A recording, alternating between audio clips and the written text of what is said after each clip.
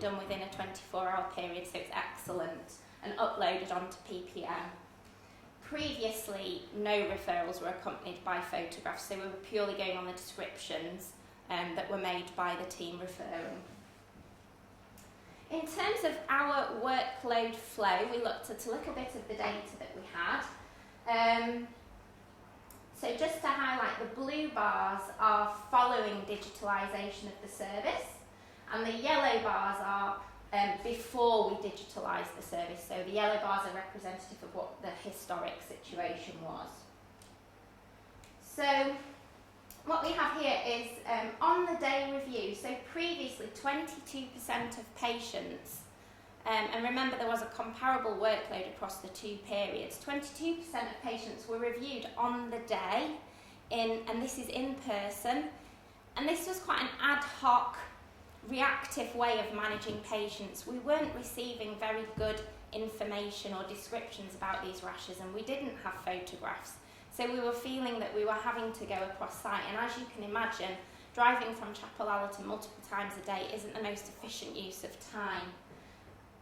On the day, in-person reviews went down to 0% after digitalisation of the system, and that was, not because we didn't feel the need to see those patients, but with the information we were receiving with photographs, we were able to triage those patients either into clinics, or we were able to give advice based on the photographs that we were receiving on PPM Plus and say, look, if this doesn't work, get back in touch with us and we'll have a look again. Or we were grouping those patients into mini ward round based reviews on a day when we would have dedicated time to be able to do that. So much more efficient use of our time. And this is sort of reflected. So there is, in terms of these ward round reviews, after digitalisation, as I say, 7% up to 24%. So mini ward round planned reviews of patients increased dramatically because we're able to triage these patients much better. There's also an increase in the patients that were then moved into urgent clinics. And the benefit of seeing patients in a planned ward round review and in urgent clinics is you've triaged the patient well, so you know if you're going to have to do biopsy of that patient, so you can plan an appropriate time to see that patient when you've got time to do that. You've also got access to nursing staff, and you're planning to see the patient at a time when you've potentially got better access to consultant assistance as well if you need that. So you're not seeing them ad hoc at 9 o'clock at night when it's not the best time to be seeing patients, when you're going to need other people to be helping you. In terms of advice with regards to photos, so advice and no photos. So previously we were giving some advice over the telephone, but this advice wasn't accompanied by photographs. So there's been an increase in advice given with photographs compared to advice given without the photographs, and obviously that just means that you're potentially making much more accurate diagnoses and able to give better advice if you've got the photographs accompanying the referral information. And there's a 90% reduced caseload handover to out-of-hours cover. So we're seeing patients in a much more planned way with between the hours of 9 till 5 p.m. when you've got access to more services, so your support staff and consultant help as well. And as we know, it's safer to see patients within those hours. So we utilised SurveyMonkey to get some feedback from our dermatology trainees within the region, and it was really positive feedback. We had essentially 100% positive feedback, and the main things that they really liked was the cross-site continuity of care. They could see what other people's input had been because this was documented on PPM Plus, and they felt that the use of their time was much more efficient, and they were getting much less interruptions in the work they were doing from phone call contact. And we did present this to the Leeds Dermatology Patient Panel and also got really good feedback from them. One of the patients did just ask whether, when we were doing these sort of remote consults, essentially, because the patient hasn't sort of seen a dermatologist, if that information is fed back to them. Obviously they do have their ward team to feed that information back to them, but now what we do in response to that is we will always issue an e-pro letter if there has been some input from us, whether that be in person or remote, so that they know that that's happened. And then the other thing that this project also resulted in, which I haven't actually put on there, but we were shortlisted for a BMJ award. So one of 4 UK dermatology teams, we went down to London to present this project there. So in summary, 100% of dermatology, acute dermatology referrals within the trust were received via telephone contact. We've successfully executed a digitalised approach, so I've now handed the baton of this job on to one of my colleagues, and it's still working in the same way and still going well. There's an improved quality of referral triage, which improves our workload planning and our ability to carry out our work. The e-referrals and digital documentation on PPM Plus has been an absolute godsend. It's improved information governance, our operational transparency, knowing what everybody's done with regards to a case when there's cross-cover of cases, and our continuity of patient care. The other really nice thing that this has provided, because everything's now documented on PPM Plus, it's an easily accessible, auditable trail of the cases that we see. So we can actually keep track of these, we can analyse them, but also it can guide education as well. So it's a really nice caseload of cases to guide that. In terms of next steps, as I said, we couldn't embed our referral form onto PPM Plus at the time, back in August 2018. However, I've submitted a form now with a case to embed this onto PPM Plus, which I think then links into the boards on the wards, and it'll come up that a dermatology referral's been made, and that gets ticked when it's been responded to, and there's lots of ways of interacting with that, so that will be even better. And I think that will then make it even easier to audit the caseload that you've had, because it's a little tricky still on the NHS.net account. And yeah, just like to say thank you mainly to the dermatology registrars, because they've done a lot of work in terms of collating and collecting this data very diligently. Thank you to Angana for supporting me all the way through this process and attending the BMJ Awards in London with me. And to our patient panel, because they gave some really good feedback as well. And thank you to you guys for listening. Great, thank you.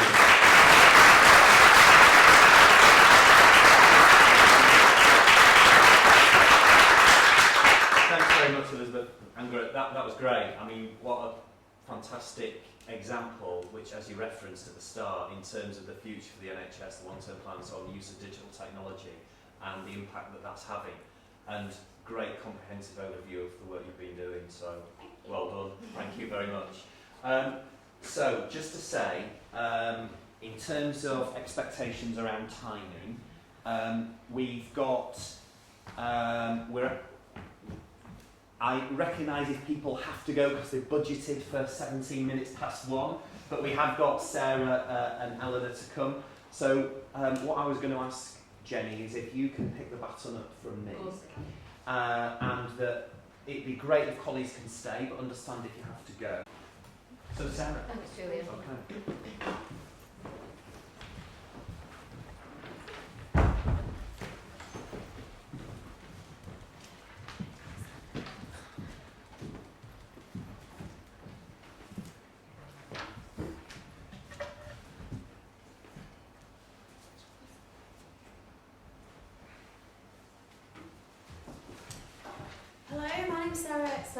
I'm the Service Manager for Head and Neck. I'm also the Code Process Owner for this RPRW.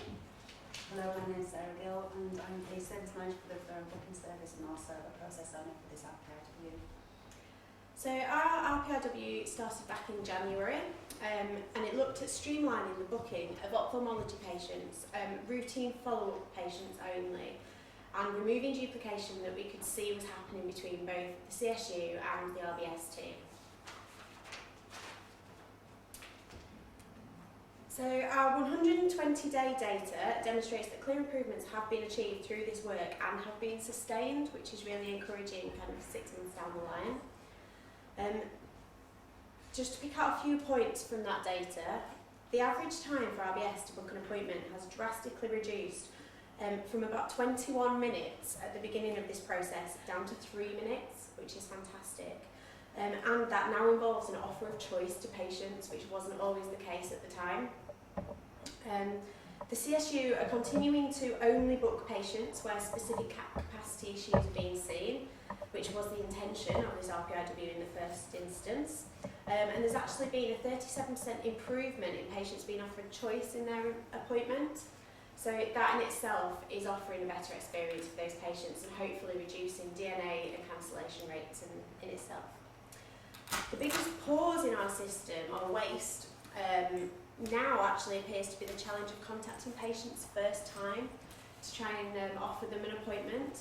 So we're obviously looking into other options, digital options, but they are a little bit further in the future to be able to try and combat having to phone a patient multiple times, if so, to offer an appointment. The latest staff surveys that we've done also demonstrate that staff feel a lot more confident in decision making around the booking of these appointments and are less likely to feel that the need to escalate to the CSU, which was something that was causing a huge amount of email traffic and phone calls previously, and taking a considerable amount of time out of both teams.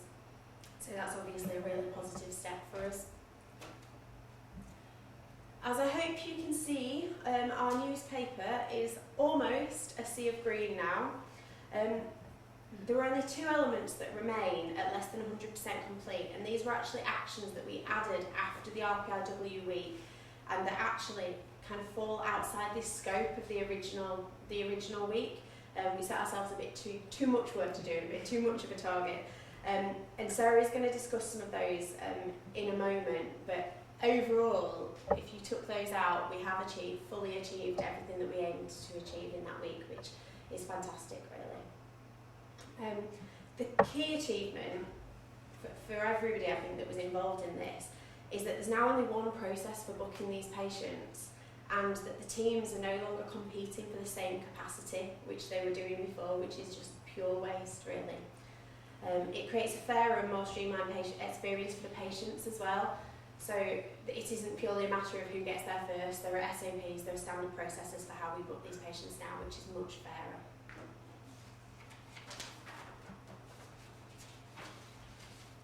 So, work completed.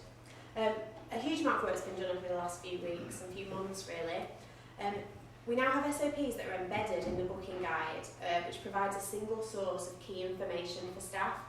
That's particularly important for new staff coming through and for training of those staff, so they can gain that knowledge and that information quicker. And it also reduces the number of questions they have to ask, which empowers them. You know, nobody wants to ask questions about a job that we would like to just go off and do ourselves really quickly. Huddles are now being formalised with data, so our huddles have continued on a weekly basis, but we're now formalising them with data, trackers and a formal agenda. This works towards what was our goal, really, for Sarah and I at the beginning, for joint accountability for the CSUs. And hopefully that can then streamline up towards our own performance meetings and our own delivery and contract meetings, so that it follows right the way through. A patient leaflet has now been created, and there are actually a couple of copies, draft copies available to circulate, which Ian's got. If we could just keep those in the room at the moment, because they are draft copies. But the aim of those leaflets, they are quite simple and they have very basic information in them, but the aim is to reduce patient queries to both the CSU and RBS, and that should cut down on the time that is needed that could be used to book those appointments. And it also empowers the patients. They know what they're coming for, they know what they're expecting, they know how long they expect to wait for an appointment and when to contact us if that's not the case. This work is all now business as usual for the ophthalmology team. So it's become embedded. There are changes, there are tweaks, but it is business as usual, and the team are really embedding it and embracing it, which is a really positive step, I feel, when we look at our team. Although we're certainly ending, hopefully, this RPIW on a really positive note, there have been and there will continue to be some challenges. Clinical capacity challenges within the actual CSU have forced us to move some booking back in-house, so within our team. We hope to resolve this in the coming months, but there is no obvious easy resolution. However, it is felt that when there are those complexities, particularly with such a complex CSU such as ophthalmology, it's best to bring that specific clinic in-house and allow RBS to focus on the other clinics that can be done in a more standardised manner. The digital letters project, which we had initially given ourselves a 3-week timescale to complete, became a lot more complex than we first anticipated, with actually over 150 different letters going out to our ophthalmology patients. My business manager and I had allowed ourselves 3 2-hour sessions to sit and collate the information from these letters to be able to formalise that and send those out digitally. This is now becoming a slightly different process, and we're getting some outside help to use a digital tool to gain the key information from those letters and then create something new. Finally, competing priorities between the CSUs do continue to be a challenge for the teams. Unfortunately, the way these things work, the booking of the longest waiting patients, which is something the CSU is really keen to try and bring down, does take considerably longer than booking those patients in month where there is much more capacity. Balancing this week by week and respecting the targets of both CSUs is a weekly challenge. It's a constant challenge, and it has been eased by the better communication and by the weekly huddles, but it hasn't gone away. So, we are improving that. We do take a week by week approach. Some weeks we focus on the longer waiters, some weeks we say actually, there's a large cohort of patients there that could be booked really quickly and really easily. But doing that, it does need to be acknowledged, doing that does reduce the efficiency of this process, and unsurprisingly, some additional resource in that area would make that much more efficient process and allow kind of some sensible steps to be put in place to make sure that all targets are being achieved on a daily basis rather than sort of back and forth on a weekly basis. I'll now hand across to Sarah. Thank you, Sarah. So I want to talk about the key learning and about the people that this RPIW has actually impacted upon. So during the RPIW week, we wanted to include all of the teams wider than just the home team and the away team. We wanted to include everybody. So we devised a questionnaire that we circulated to all those teams and asked them to complete it. There's a range of questions on there regarding actually how they currently feel about how they deliver their current workload. So how confident did they feel? How empowered did they feel to make those decisions to enable us to book our patients first time around? When we received those back, probably midway through the RPIW week, there was a range of from 3 which was underconfident, didn't feel empowered, didn't feel as though they could make those decisions, had the information to hand to enable us to make those decisions, to a range of about 6 where they felt fairly confident. I think that was down to probably the length of time that those members of staff had been in the team and their knowledge transfer that they'd had, but also because of the information that they had supplied to them to enable them to make those decisions. So within the RBS we have what we call an appointment booking guide.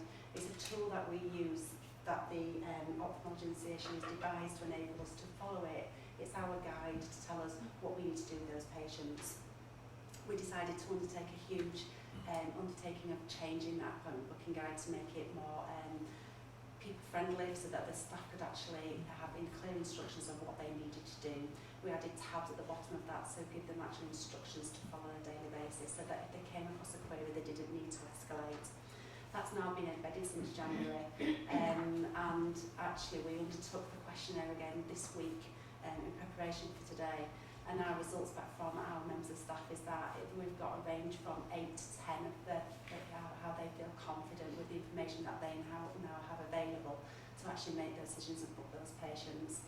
We've actually extended that now to our Saturday and Sunday workforce because our team work on a weekend, and they're able to apply those rules on a weekend when there is no supervision around as well, so they don't feel the need to escalate. So they really are now self-sufficient. I cannot emphasise enough this with this RPIW has been the success of it has been down to the communication and the actual shared working that we have now with ophthalmology. Having our weekly huddle enables us to actually look at our competing priorities as a services, and sometimes we have to look at and say we're going to focus on this week and this is our priority, but that means that it could result on something else taking a hit, and how does that look, and we work together to make sure that it's safe. But for our teams, I think you only have to walk in and speak to them now to understand how they feel and how empowered they now feel to be able to deliver their workload, and that satisfaction that gives them is fantastic. Our next steps is really about actually how we do our scale up and spread now, and actually how do we reach out to our other CSUs, because we know that this process now is something that we can take and work with our other CSUs. So following our November walk around with Jenny yesterday, we discussed about how we could do that, and I think working with the KPO team to understand how we can actually reach out to all of our other CSUs is now really our next step.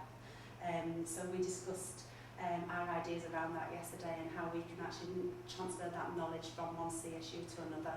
So we have a plan now of what we're going to do, and I think it's really achievable, and I think that's how we're going to get all of our gains really from this RPIW right across the team.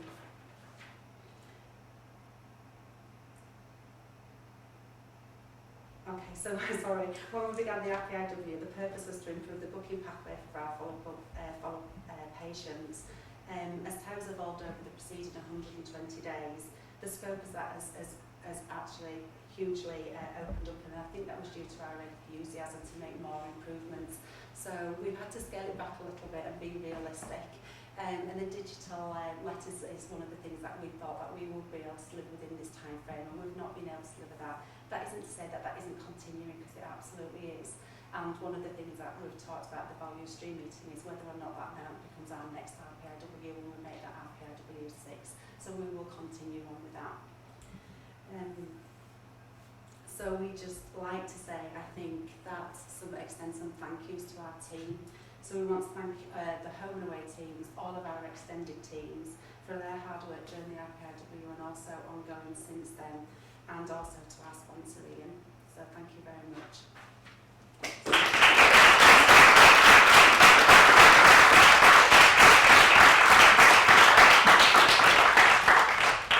So brilliant.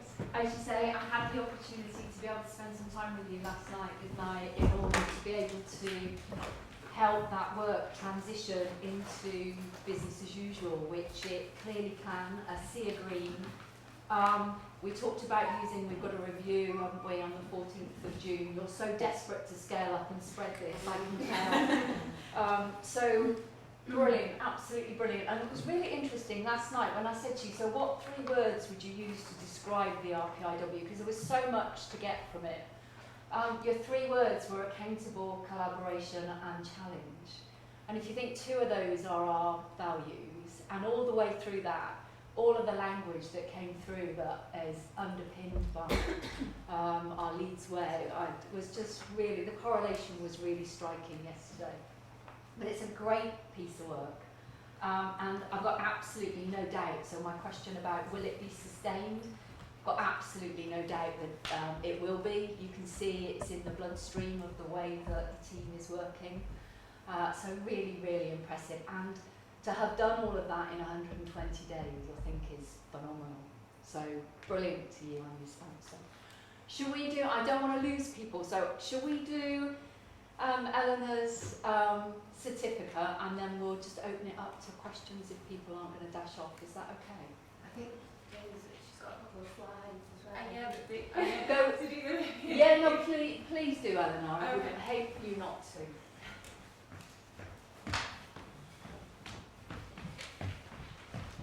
Right. Do you know how to stick it on?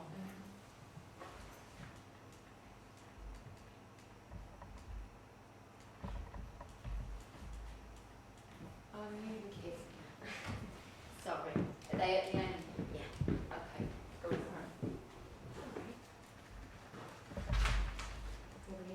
I'm the point of care coordinator in blood sciences and pathology. So this has point of care team. We're a group of 7 made up of clinical, scientific and support staff, and we look after over 500 devices that are based throughout the Leeds estate and are used to produce laboratory results but in a clinical setting. And we train over 10,000 members of staff to use the equipment. So Pathology as a CSU is really engaged in the Leeds improvement method, and lots of my colleagues have done the ALT and Lean for Leaders training, and there's great examples of their work throughout Pathology. And I thought it was really important that point of care became more involved and more engaged in the process. So about 6 months ago, my Lean journey started, and I started the ALT course. And as part of the Gemba work, we had to identify a value stream. I found the Gemba work really useful in not only underpinning the Lean techniques, but also involving the rest of the team in learning about Lean. So we all came up with our value stream together, which was the delivery of consumables to about 60 locations in Bradford CCG for some of the devices that we have in the community. And we thought we knew this value stream pretty well. We thought we knew where the waste was going to be, and after lots of observations, lots of discussions and lots of looking at the data, we were quite surprised to find the hidden waste, and we've managed to reduce it quite significantly. One of our best outcomes was a visual control mistake proofing that has prevented unnecessary taxi usage and just allowed us to use trust transport more efficiently. And that's tied in with the CSU bigger, wider piece on reducing taxi usage, so it's been quite nice to see the bigger picture. So, just in summary, our key learnings, not all changes have to be big. Don't get carried away with the big changes and ignore the small ones, because they're sometimes the easy wins. Set your scope and stick to it. Don't get carried away redesigning the whole office.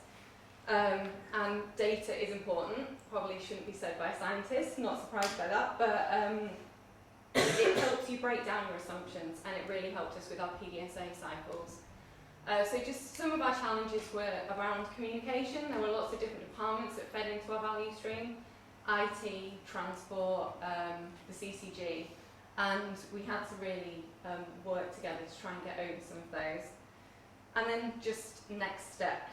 So we're going to continue 5S'ing. I think that will show some really interesting waste areas.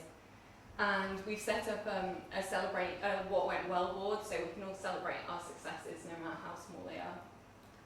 So just thank you to my team for supporting me and their enthusiasm. Thank you to the KPO team and to Helen as well. She's not here, but thank you to her. Brilliant. Absolutely.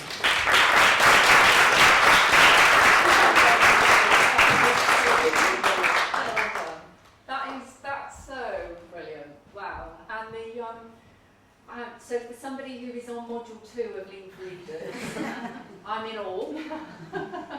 And just great to be able to see how you brought it to life. That's really brilliant. I also quite like that the clicker doesn't do things for you in the same way it doesn't do it for me either. I'm helping. So we got a certificate. We do. Brilliant. Well, very, very, very impressive piece of work. And I'm glad that you're going to keep it going. Yeah. That's really good. Thank Brilliant. you.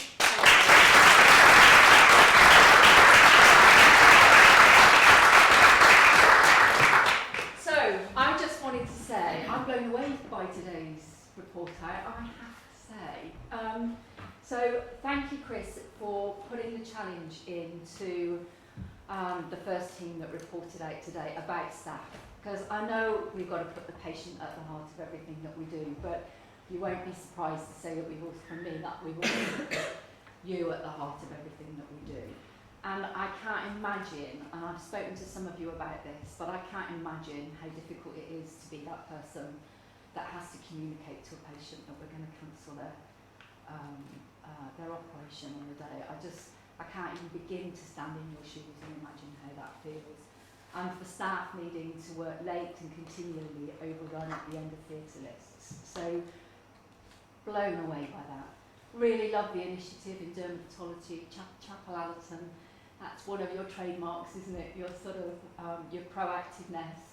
Absolutely love it. Really, really good to see. And it's been great to work with yourselves around the booking. It was a phenomenal change to see last night, and really good to meet you and the team on your Gemba. And then, as I say, wow, great to be able to see people take the learning, for that to be accredited, and then to be able to share that here, I think is brilliant. So quickly, shall we open it up to some questions or some wider observations before you're scooped to wherever you're off to? Did you want to say, we've got a couple of sponsors, did you want to say something about you? So, from the point of view of the Surgical Street, this group have worked really hard. They were set a really quite a difficult challenge, and I think as the VSST board, if you like, we've learned a lot from that in terms of trying to hone down and make the challenge more specific. Dawn and Matt particularly got chucked into this really in the deep end in an area that they were less than familiar with. They've learned a huge amount very quickly. Right. The team have done a huge amount of work and worked really, really hard. I'm just very impressed by what they've got. Yeah, it really shines through. You can absolutely see that, can't you? I think on that note, Jane, sorry, I have to, on behalf of Helen Raleigh, say thank you, and Helen Gilbert, say thank you to Dawn and Matt for this week's RPIW as well, because go team, KPO. I get told off if I didn't say that. Brilliant. I have a dermatology question, whether I can just use my iPhone on the, I'm not quite sure, on the intensive care ward to snap at little bits of skin and send them electronically, or do we have to use medical physics? How does that all work? So we also have the Forward app, which has been approved by the Trust if you want to send a quick photo to us in a sort of WhatsApp kind of way, but it's encrypted and it's been approved by the Trust. And you can download that app onto your phone, it's called Forward app, and you have to take the photo from within the app so it doesn't go up to the cloud, and then you can send that, we're all on there, and the person just needs to know the name of the person. You just would need to get maybe one of your juniors to find out who the person is to send the photo to. Brilliant. But yes, there is a quick access way of sending a photo to us as well. But it doesn't go on to PPM. That doesn't go on to PPM now, but we can request and upload it. Yeah, but only a couple though, because that's quite, yeah. So It's should quite we, a sounds like, laborious process. so love the question. I love the fact that we're getting the connectivity in the room. Think it's brilliant. Sounds like there's probably a little bit more we might be able to do in terms of maybe team brief or something like that that says this is how you can do it, so that you and broader colleagues can do that. I think that would be great. So maybe a topic for team brief. Should we see if we can't pick that up? Yeah, brilliant. Okay, and then? Yeah, just congratulate the team on completing. We're at the other end of the RPIW journey. We've now closed down on transitions to business as usual, and actually that takes an equal amount of determination, I think, to actually get to that point and have the confidence to say this is now become business as usual, which it certainly has become for us. So it's great. I think within 120 days actually is a tremendous achievement for the scale of the task that they took on. Agreed. And for other RPIWs to look at what this team has achieved and take confidence from that they can achieve the same themselves as well. So well done. Brilliant. Brilliant. Sorry, just one last point. Head and neck, ophthalmology, great work. And as you know, Chapel Allerton's got a huge outpatient flow, so we'd be really interested in having a conversation. Brilliant, brilliant. So Mike, as a clinician, was really proud of saving the NHS, just over that, which he should be. But I think it links into Eleanor's point about, it doesn't have to be big. Yes. So in theatres, we're focused on things of like £300,000 and £400,000 and stuff like that. Yep. But equally, I'm really interested about how we can use the experience that we've got in the front line to look at this stuff every day to go, there's £2 there, because £2 is great. And when everyone's doing it, it's all adding up. So I wouldn't pick that up with Mike, and I think there's learning there that we need to share with some of the team. Agreed. And I love the bit I'm learning through my Lean for Leaders, loving the piece that says no change is too small.